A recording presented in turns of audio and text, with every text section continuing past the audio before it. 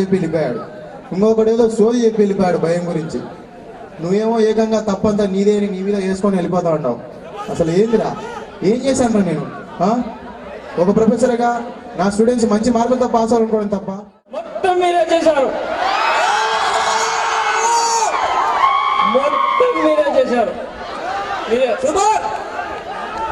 చాలు సార్, ఇప్పటిదాకా నేను కోల్పోయాను. చాలు సార్, ఇక వద్దు ప్లీజ్. ఏం కోల్పోయావురా?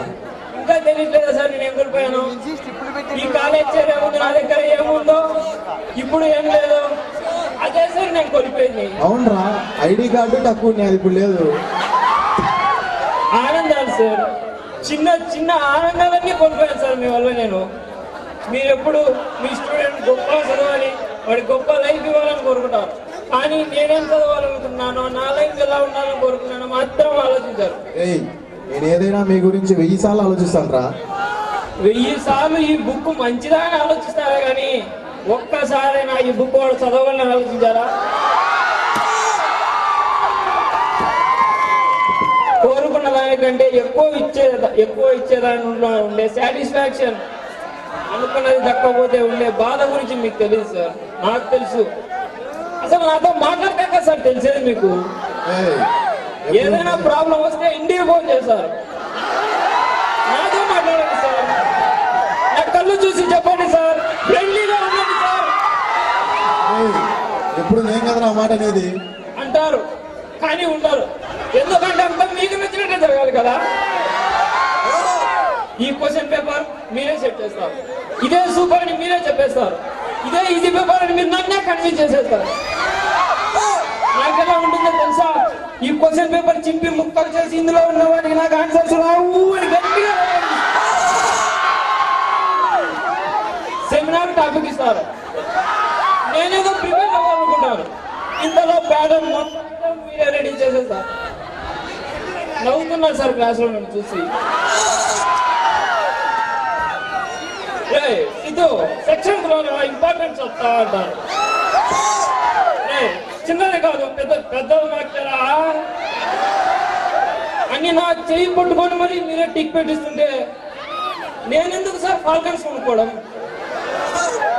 చివరికి ఎగ్జామ్ ఎలా పాస్ కావాలో కూడా మీరే నేర్పిస్తుంటే పెన్ను కదలడం లేదు సార్.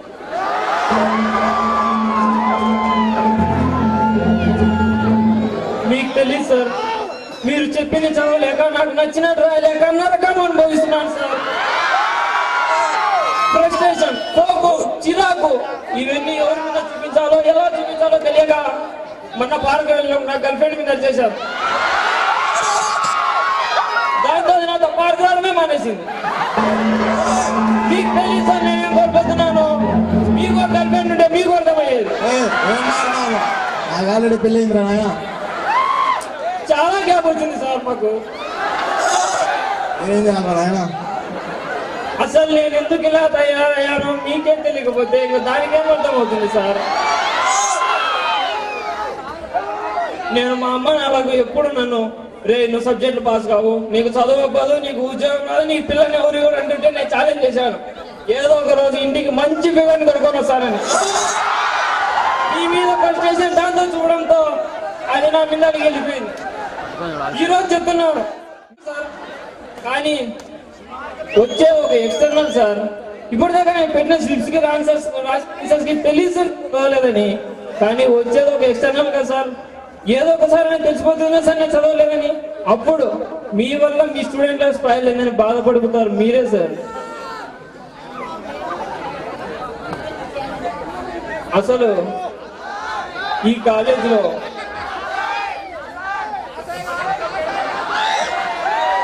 నేను ఈ కాలేజ్ చేరినప్పటి నుంచి మిమ్మల్ని గెలిపించడానికి ఓ ప్రొఫెసర్గా, నా స్టూడెంట్గా నేను ఒక కోల్పోతూనే ఉన్నాను సార్.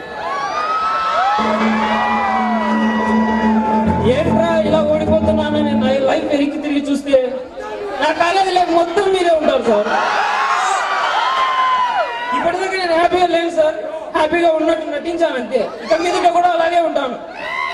కానీ నాదో చిన్న రిక్వెస్ట్ సార్, నేను చదవలేని క్వశ్చన్స్ నా చేతికి చెప్పి, నన్ను రాయమని చెప్పి, నన్ను చదవమని చెప్పి ఫస్ట్ క్లాస్లో పాస్ కావాలని మాత్రం కోరుకోకండి సార్.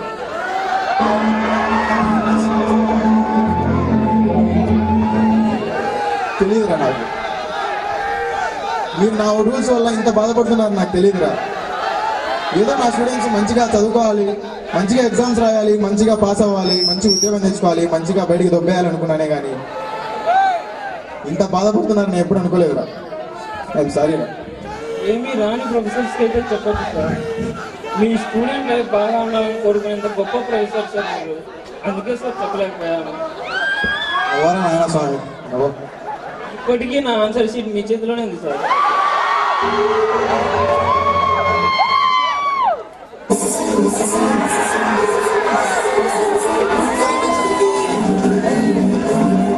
సార్ ఏమైంది సార్? సార్ ఏమైంది సార్? మిమ్మల్ని ఏమైంది సార్? ఎలా ఉన్నారండి? సార్ ఈ స్లిప్లేండి సార్, ఇంకా ఇక్కడే ఉన్నాయి సార్. వాళ్ళని బుక్ చేసి డిమాండ్ చేయాలి కదా. నాకేమో అర్థం సార్. మీరు మారిపోయారు సార్, మీరు మారిపోయారు. నేను మారలేదు మూర్తి, నేను మారలేదు. మీరు మారిపోయారు సార్. నేను మారలేదు మూర్తి. స్లిప్పులు పెట్టిన ప్రతి స్టూడెంట్ నిర్దాక్షిణంగా డిపార్ట్ చేసి అదే పాత ఇచ్చోడిని చెప్పడానికి మీరారు. రోజు మిమ్మల్ని చూసింది మీరానేనా? ఉద్యోగం నుంచి మీకు పడేసాను మూర్తి గారు. పిల్లలు ఉన్నారని ఆలోచిస్తున్నాను. ఉద్యోగం నుంచి పీకి పడేశాను. మూర్తి గారా ఇన్నాళ్ళకి రెస్పెక్ట్ ఇవ్వాలనిపించిందా సార్? పక్కోడి ఫ్యామిలీ గురించి ఆలోచించడం ఎప్పటి నుంచి మొదలు పెట్టారు సార్?